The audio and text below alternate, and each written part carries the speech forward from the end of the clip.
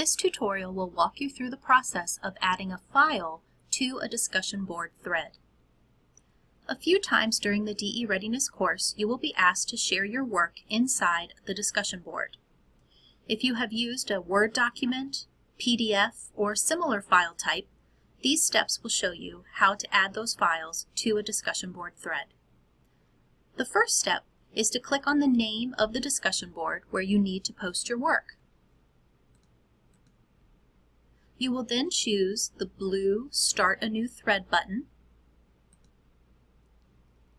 and enter a descriptive subject for your post.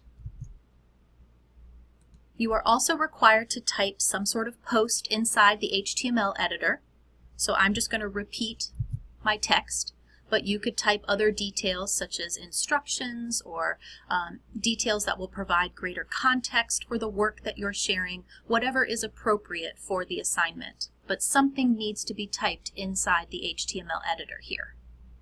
So once you have a subject and a post, scroll down a little further and click this Add Attachments link.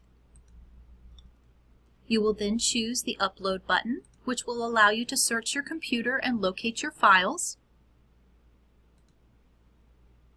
Click Open in order to add the file. It will upload, and now you simply click the blue Post button.